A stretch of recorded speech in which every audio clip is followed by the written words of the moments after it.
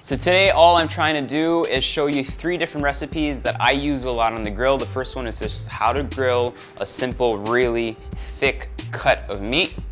Got a beautiful Bolzico beef strip loin here, and it's absolutely huge. It's about 2.5 inches. And then we're gonna do the same thing for a burger, and then I'm gonna show you how to do skewers with like a nice satay sauce.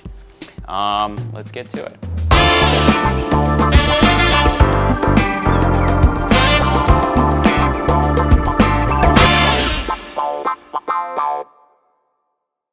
For our skewers, very simple. We're gonna start by making a satay sauce. Start with some garlic, so about 3 cloves here. A nice little mince.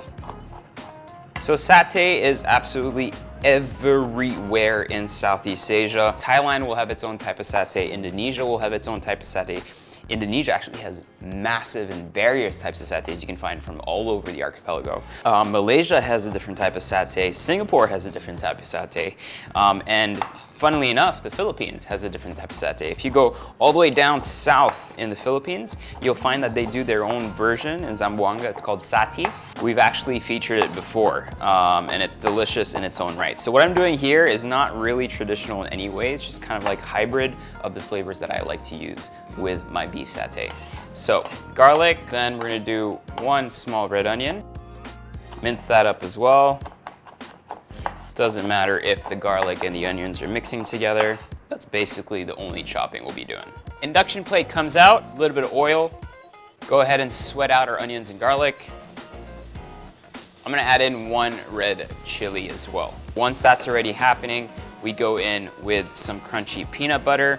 What's great about peanut butter, well, depending on what type you get, some of them already have sugars, so make sure you just always taste it. So peanut butter goes in, reduce our fire.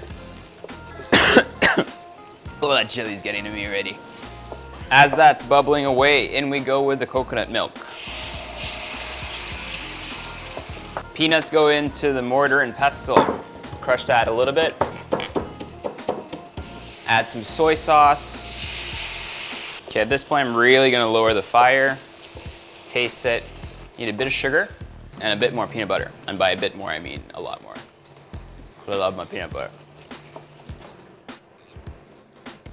That's pretty tasty. And I think just a tad bit more coconut milk and I should be good to go. You can follow me as I move around, by the way.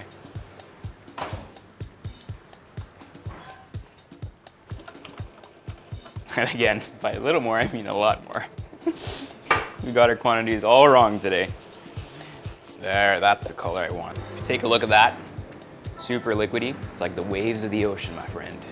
It's an ocean of peanuts. Okay, keep this on the side. Next, burgers. Very simple. Don't want to work your meat too much. That's probably one of the most important things. And then you want to kind of figure out the weight you want your burgers to be, right? This is where a weighing scale is your best friend. So I'm gonna turn it on, check the weight. It's about 200 grams. That's exactly what I want. You can even go a little, okay, let's go a bit smaller. Let's go about 180. Yeah. 177, perfect. So what I'm gonna do now is just very quickly just do that. I'm not working it too much because I want those pockets to still be there, right? Form it, flatten it a little bit, make sure the shape is nice and circular. And I'm looking for about kind of like 3/4 of my thumb in terms of thickness, because what's gonna happen is while cooking, a lot of people say, oh, you know, you can do this and that to make sure that your burgers don't shrink. But honestly, at the end of the day, meat will shrink no matter what once you apply some sort of heat to it, right? So there's gonna be a loss of moisture there 100%. So it will reduce in weight and it will reduce in size. So now that we have kind of like the patty that you want to shape, like that, what you're gonna do is just press your thumb down in it.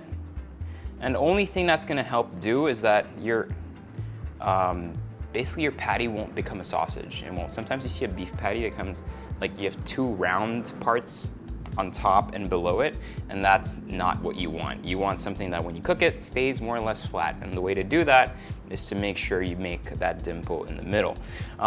If you have good quality beef, like this is good quality beef right here, you don't really need to add anything. Some people add some garlic, some onions, and some whatever inside the beef. Honestly, if it's good quality beef, leave it as is. Just put the beef, and then right before grilling, salt and pepper, and that is gonna be beautiful. And that's all you need, right?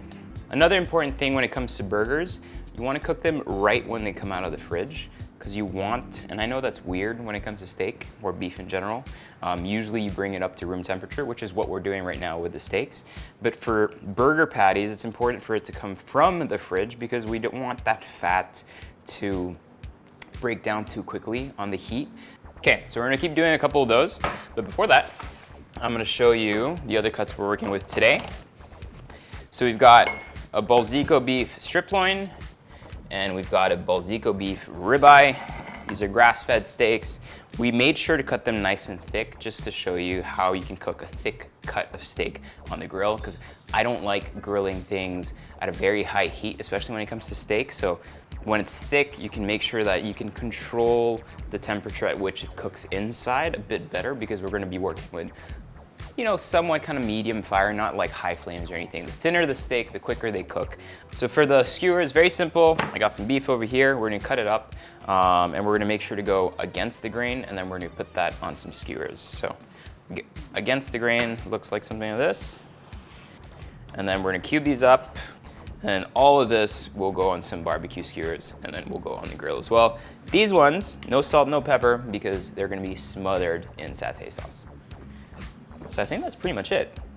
Pretty much good to go. So now we're gonna transition, swoosh. I don't know if we can swoosh with this VR thing, but we're gonna transition and you're gonna see me and we're gonna be outdoors. Magic! So we're back at my parents' garden. I don't know if they're too happy about it, but they're not here right now, so we can do basically whatever we want. And all we're doing today is we're working on the grill. So we're gonna start by putting all the different cuts in there. I'm gonna start with the steak because it's gonna take the longest, but I'm also gonna simultaneously cook the burgers and cook the skewers, so that way we get everything done at the exact same time. Yeah, so let's get going. So we're just gonna slap everything on, and I'm gonna make sure to season everything with some salt and some pepper. One thing that's very important is always make sure you have 3 parts to a grill. Right now I have medium heat over here. I have extremely hot on this side where I can only hold my hand for about 2-3 seconds, and I've got kind of like a lower heat over here so that as things cook I can move it around, just like you would control the fire or control your induction plate. So ribeye goes on first. I'm gonna start it with the medium side because these are quite thick, remember? Then our strip loin goes on as well. Right here. Skewers, I'm gonna start hot. Make sure I have space as well to kind of hold them out. Then burgers, still nice and cold. Remember, push that dimple in and then slap them on. Those go on the hot side of the grill as well. Salt and pepper absolutely everywhere. Except on the skewers.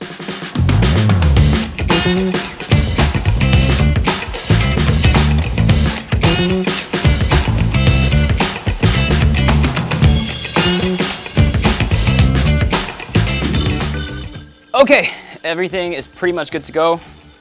Cheese.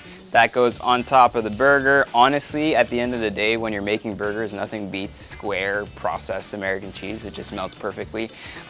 There's nothing you really need to do. Once the burger's kind of cooked, just leave the cheese on top and it will melt by itself. I'm gonna do 1 double, 1 single, because I'm naughty like that.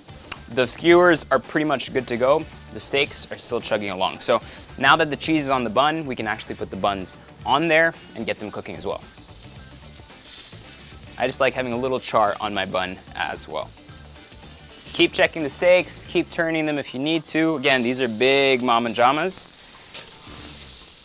But look at that. That looks insane. Burgers are pretty much done. Take them off. We don't want the cheese to melt too much. And I'm gonna let these rest for about 2 to 3 minutes. At this point, skewers are done as well. Take them off. Steak, still going. Buns, perfectly kind of crusty and brown. That's exactly what we're looking for, so that's good to go. Why would you kind of try to sear the buns? It's very important. It's just because if you didn't sear it, all the juice would kind of soak and then the bun in the bottom will break. So this way you kind of close it at the bottom so that it really retains all those juices. All right, so now we're gonna go ahead and basically just combine all these ingredients. So I've got my burger on the bottom bun. I'm the type of person who likes to do things quite purely, so no need for sauce or mustard or anything like that. But if you do want to add that, up to you. It's all up to you. You're the person eating. So we're gonna start with some onions. Just one slice is enough. We're just trying to pretend to be healthy here. Some tomatoes. And literally, that's all she wrote, folks. If you look at that, that looks like a beautiful burger. Just pure and delicious. Hello, my name is Burger. How are you?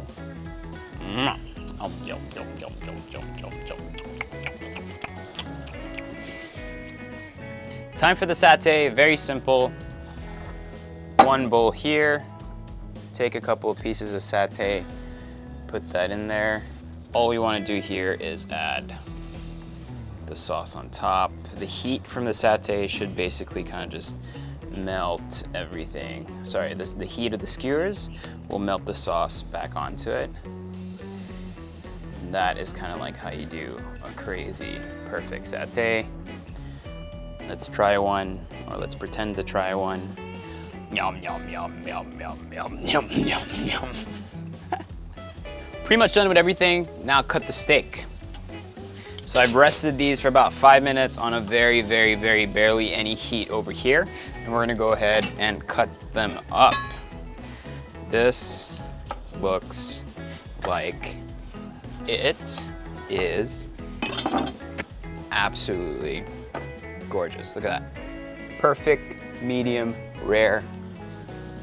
Boom. Same thing. Low and slow is the name of the game when you are on a grill, because look at that. Juicy, perfect, got charred perfection on the outside, and that's exactly what you look for in a steak. I am absolutely exhausted. I'm always exhausted when I cook outside, but we're gonna taste everything, and I have the pleasure of doing this all the time. So let's start with the burger.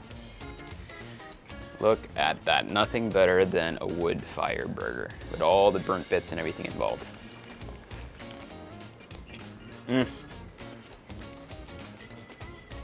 And finally, the steak. This is the strip loin. What I love about grass-fed beef is kind of like how that fat is yellow. So tender, but still has, I look like an absolute pig right now.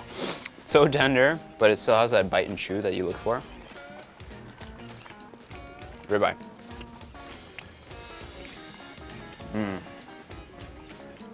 That's good steak, folks.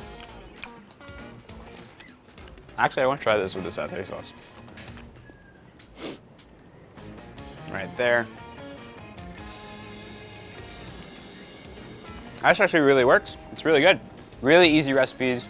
All it comes down to is beautiful product and putting it together in a way that makes sense. Cooking on fire always makes sense for me. So I hope you guys enjoyed that video. I'm still eating, but thanks for watching. I'll see you guys next time. Peace out.